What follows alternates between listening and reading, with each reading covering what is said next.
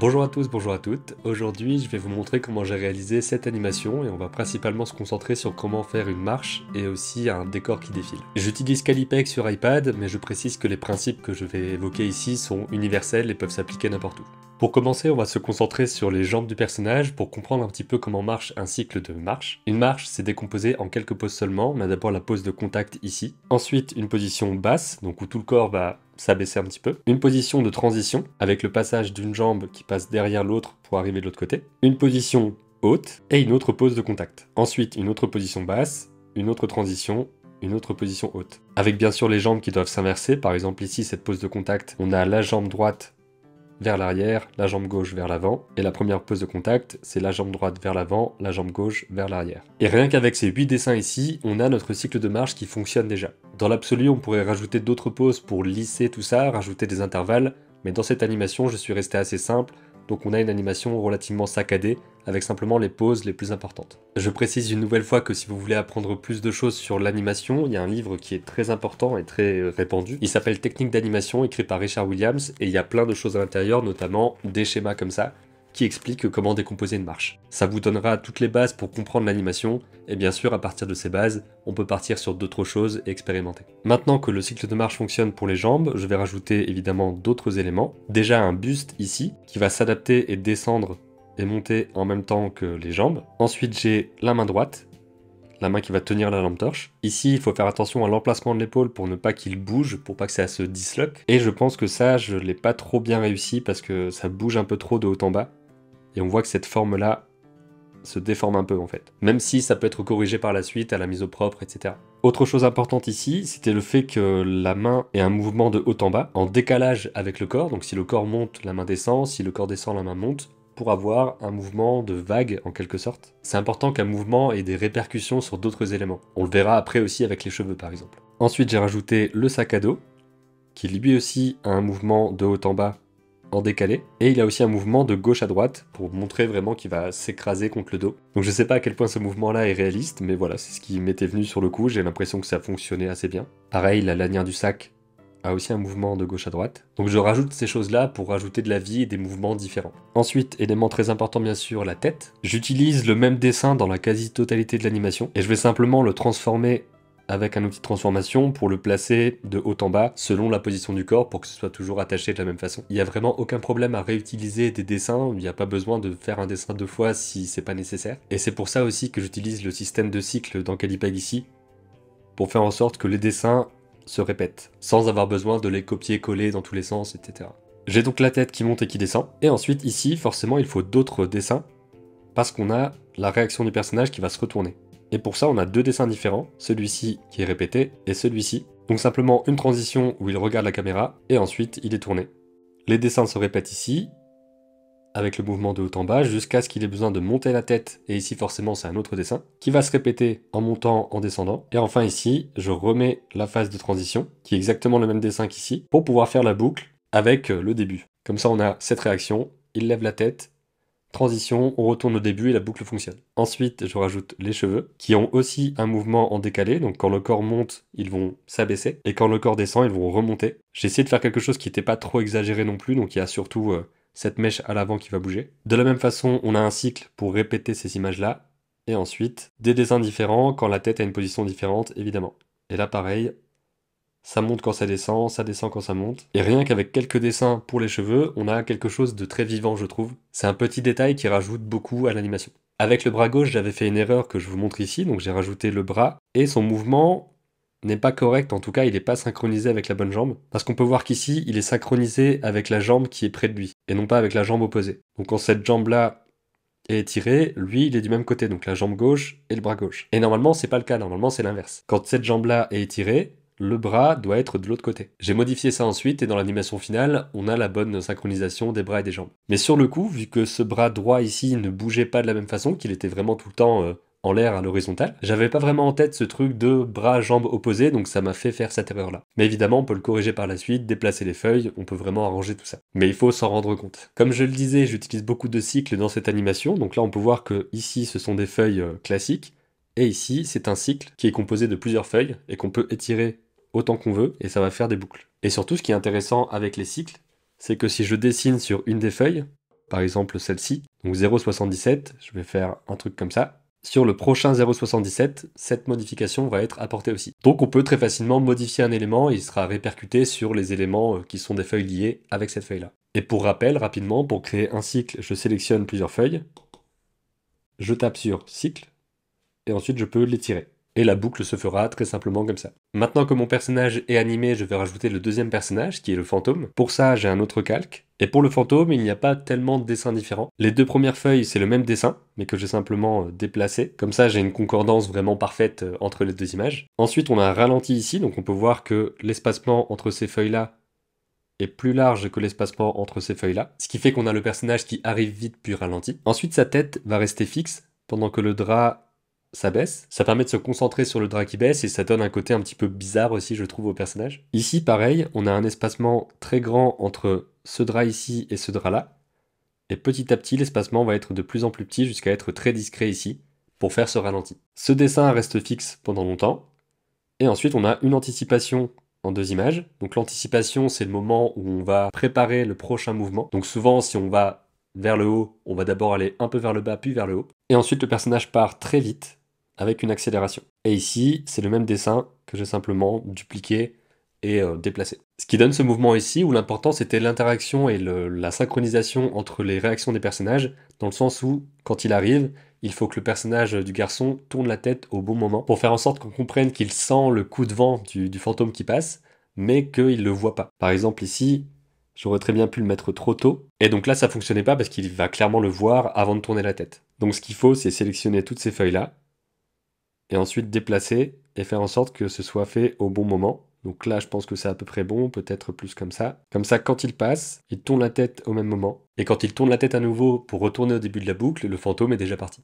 Voilà pour l'animation des personnages, et il y a un autre élément de ce plan que j'ai envie de vous présenter, c'est le décor qui défile. C'est un mouvement qui peut être souvent fait en animation, c'est des personnages qui sont fixes, qui courent, qui marchent, et un décor qui défile derrière eux. Je commence par la partie la plus simple, le buisson à l'avant, qui est dessiné sur une seule feuille que j'ai étirée tout le long de l'animation, qui fait d'ailleurs 127 images. Et ensuite, ce buisson, je l'ai placé dans un calque transformation, et je l'ai déplacé à l'extérieur du cadre, donc je peux vraiment déplacer mon image comme ça. Et ensuite, à la toute fin, j'ai fait en sorte qu'il soit à l'extérieur de l'autre côté, ce qui donne ce mouvement avec le buisson qui passe à l'avant-plan.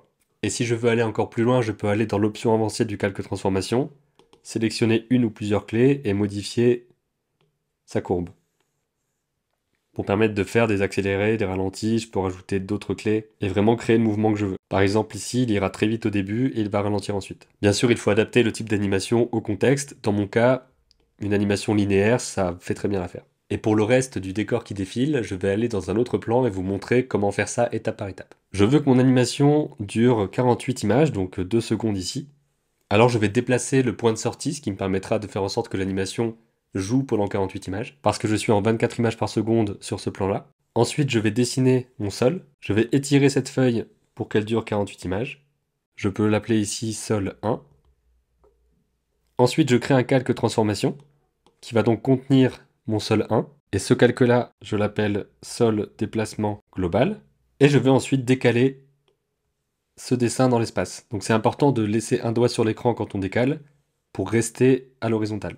Ensuite, je vais dupliquer ce calque-sol avec son contenu, que je vais appeler sol 2.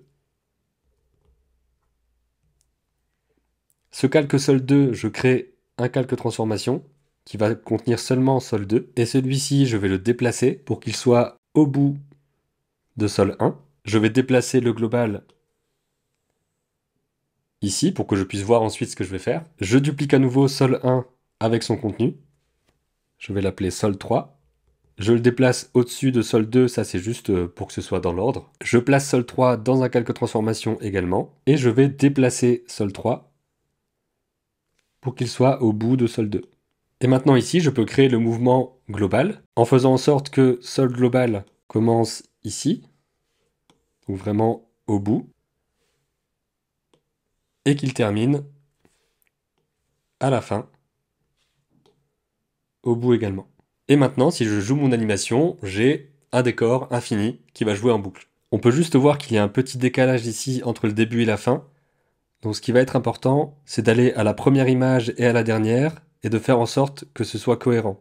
Donc je vais retrouver le début ici, et le décaler légèrement vers la droite. Donc on repère ce truc-là.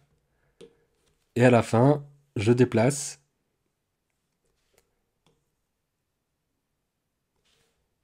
Pour faire en sorte qu'il soit à peu près au même endroit, mais légèrement à droite. Et normalement, la boucle devrait mieux fonctionner maintenant. Et voilà comment on fait un décor qui défile à l'infini avec quelques calques transformations. Et je pourrais très bien maintenant ajouter un autre calque toujours dans la partie déplacement global, un calque dessin, que je vais appeler par exemple souche. Je précise qu'ici c'est une version bêta de Calipeg, donc on a en interne pour le développement, et il est possible que la fonction d'avoir un cadre ici ne soit pas encore disponible dans votre version, mais si c'est pas le cas, ça arrivera bientôt. Parce qu'on a rajouté ce cadre-là, qui permet de savoir où est notre dessin, ce qui permet de dessiner ici par exemple, mais de ne pas dessiner là. Parce que forcément, c'est une feuille qui est en mouvement, donc on ne peut pas dessiner à l'extérieur de cette feuille. Et si vous avez la version précédente, il faut simplement désactiver le calque transformation pour pouvoir dessiner votre élément. Dans mon cas ici, je le laisse actif. Je vais dessiner ma souche d'arbre, quelque chose d'assez rapide comme ça. J'étire cette feuille pour qu'elle fasse toute la longueur. J'ajoute un calque transformation qui va contenir souche et je fais en sorte que la souche soit à l'extérieur. Et ici, je remarque qu'elle disparaît parce que la vitesse n'est pas assez rapide. Donc elle disparaît avant la fin de la boucle. Donc ce que je pourrais faire, c'est probablement de faire en sorte que la boucle dure plus longtemps, donc que sur l'image de fin, on soit plutôt là-bas. Encore une fois, je compare le début et la fin, pour que la fin soit légèrement à droite.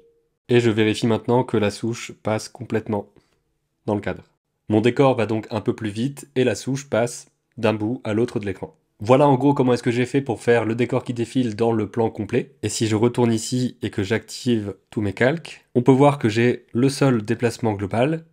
Ici, j'ai une souche qui est juste là. Ensuite, j'ai différents éléments comme par exemple ici, donc de simples traits comme ça. J'ai des traces ici également qui sont déplacées à différents endroits. J'ai également une pierre avec quelques feuilles. Et après, j'ai mes différents calques sol. J'en ai 4 différents ici pour faire la bonne vitesse. Et j'ai également rajouté des collines à l'arrière-plan sur une seule feuille, donc un dessin qui est fixe tout le long de l'animation. Tout ça mis ensemble fait ce défilement de décor. Et si j'ajoute absolument tous les calques, j'ai toute mon animation qui est terminée. Ensuite, j'ai rajouté beaucoup de calques pour faire mes différentes couleurs, mes ombres et mes lumières. Je vais pas forcément rentrer dans les détails ici, donc tout simplement j'ai colorié tout ce qu'il fallait colorier. Et par exemple, la lumière de la torche, qui se trouve sur ce calque-là, c'est dessiné au fusain pour avoir un côté un petit peu plus texturé, et avoir aussi des moments où ça vibre un petit peu parce que tout n'est pas parfait. Et j'ai mis ce calque à 50% d'opacité, ce qui permet de voir le fantôme à travers, en transparence. Et aussi le décor. Et pareil pour le fantôme, ces couleurs sont à une opacité de 30%. Comme ça, on a le décor derrière, en transparence. Concernant les ombres et les lumières, il y a différentes façons de le faire dans Calipeg, je vais vous montrer ça ici. Si j'ai le manteau de mon personnage avec son bras ici, je peux évidemment ajouter un nouveau calque dessin, le mettre en dessous, choisir une couleur et aller tout colorier. Je peux aussi simplement fermer les bords et colorier avec le pot de peinture. Et ensuite, si je veux rajouter de l'ombre et de la lumière, ce que je peux faire, c'est dupliquer ce calque couleur ici, avec son contenu. Donc c'est juste que celui-ci, il servira de secours. Je peux le verrouiller.